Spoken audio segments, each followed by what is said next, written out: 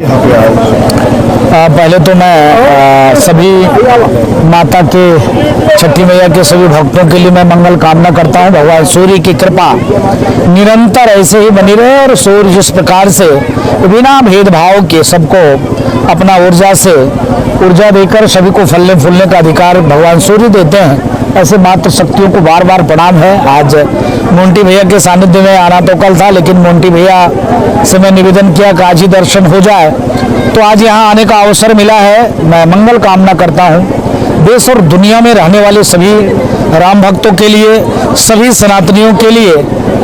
जिस प्रकार से पारब्रह्म परमात्मा भगवान श्री राम ने सबको आशीर्वाद दिया, उन्हीं के भगवान सूर्य के वंश में भगवान राम हुए। भगवान सूर्य जिस प्रकार से पूरी दुनिया किसी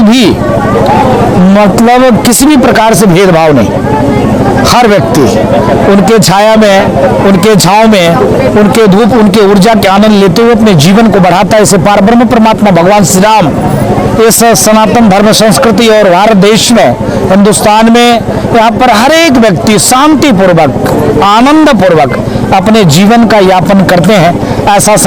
ऐसी सनातन संस्कृति के लिए मंगल कामना है। इस कार्यक्रम में आने का अवसर मिला, मोंटी जी को साधुवाद है, धन्यवाद है। और बहुत अच्छा लगा यहाँ मातृ शक्तियों से मिलकर, यहाँ गांव के लोगों से मिलकर बहुत बहुत आनंद आया। सबके लिए मंगल कामना, सबके लिए आशीर्वाद। महाराज 22 जनवरी दीपोत्सव है, इस पर लोगों को बड़ी उम्मीदें हैं। देखिए, भारत एक हिंदू राष्ट्र था, हिंदू राष्ट्र है, हिंदू राष्ट्र रहेगा।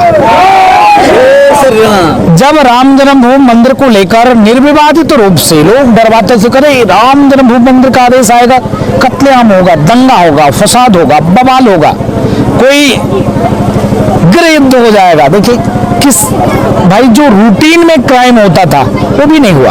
ये भगवान राम की कृपा है। तो यह देश आगे बढ़ा है, बहुत तेजी से आगे बढ़ा है। और यहाँ संविधान का राज है, डेमोक्रेसी में, लोकतांत्रिक व्यवस्था में जिस प्रकार से देश के यशस्वी प्रधानमंत्री जी का कार्य है, उत्तर प्रदेश के जिस प्रकार से पूज्य योगी आदित्यनाथ जी महाराज जो काम कर रहे हैं, उसी पैटर्न पे आप देखिए कि जनवरी में देश के यशस्वी प्रधानमंत्री जी राम जन्मभूमि भूमि पूजन उनके नेतृत्व में हुआ। अब प्राण प्रतिष्ठा उनके सानिध्य में होने जा रहा है। देश के कई हजार साधु संत के आशीर्वाद से, मोदी जी तो देश के एक सामान्य सेवक हैं, दास हैं, तो सेवक की भांति वो आ रहे हैं। और प्राण प्रतिष्ठा 22 जनवरी को होना है। उस 22 जनवरी के बाद एक दुनिया के लिए अलग संदेश है। भारत राम राज्य, जो राम राज्य की परिकल्पना बाबा साहब भीमराव अंबेडकर हो, चाहे राष्ट्रपिता महात्मा गांधी हो, चाहे जो भी मार्गदर्शक, पथ प्रदर्शक जो भी चाहते हैं भारत आगे बढ़े। भारत एक सनातन राष्ट्र है, किसी एक ये भूमि का टुकड़ा नहीं है। ये एक सनातन राष्ट्र है। यहाँ पर ऋषि मुनि महात्मा, यहाँ पर सभी धर्म, सभी कौम, सभी मजहब के लोग खूब आनंद पूर्वक रहते हैं। बाकी देशों में तो नाम ले लोगे तो सर धड़ से अलग हो जाता है, यहाँ तो सब एक साथ रहते हैं। तो भारत हिंदू राष्ट्र की ओर अग्रसर, राम राज की ओर अग्रसर। 2024 में जो राम को लाए हम उनको लाएंगे, जो कृष्ण जी की मंदिर को ठीक करेंगे।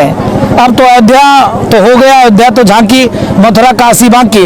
जो भगवान कृष्ण का मंदिर बनवाएगा हम उसको लाएंगे। 5 राज्यों में चुनाव चल रहा है, बताया जा रहा है बड़ी स्थिति ठीक नहीं है। कोई बात नहीं है, कोई दिक्कत नहीं है। हम 24 की बात करते हैं। जनता, कोई दिक्कत नहीं है, कोई समस्या नहीं है। देखिए, आज नहीं, हम लोग 70 वर्षों से संघर्ष किया, तब जाकर अयोध्या में भव्य दिव्य राम जन्मभूमि मंदिर निर्माण कार्य चला। मामूली बात नहीं है। ठीक है, जनता को ना लगे 4 राज्य में, आप 5 राज्य में बता रहे हो कि स्थिति ठीक नहीं है, कोई दिक्कत नहीं है, कोई समस्या नहीं है। जनता ठीक है, मानेगी तो भी, नहीं मानेगी तो भी, लेकिन 2024 मोदी देश के यशस्वी प्रधानमंत्री होंगे।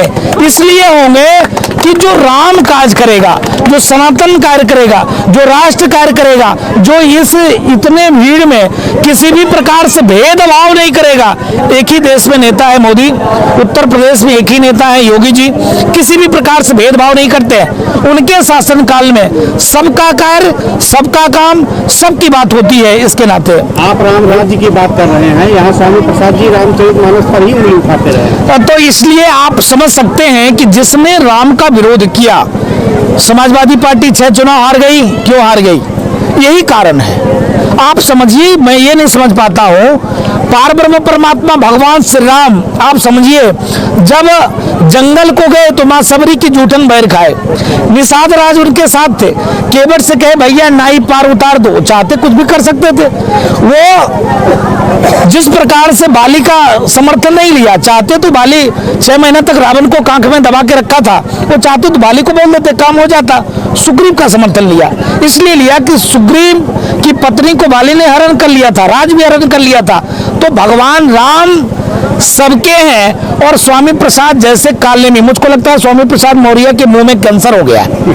कैंसर का एक ही इलाज है, मेरी बात को अन्यथा मत लेना, हम संविधान को मानते हैं, फिर भी मैं कह रहा हूं कैंसर का एक इलाज, जिस अंग में हो गया उसको काट देना चाहिए। तो उसके जीव में कैंसर हो गया और कुछ नहीं, उसके जीव को काट देना चाहिए और कुछ भी नहीं, और कोई उपाय ही नहीं है। आप समझिए, रामचरितमानस फाड़ना, जलाना, प्रतिबंध करने की बात करना, और हिंदू मतलब आतंकवादी, ये शब्द का प्रयोग करना दुर्भाग्य की बात है, वो भी भारत जैसे देश में, हिंदू राष्ट्र में यह कहना ये महापाप है और कुछ नहीं है।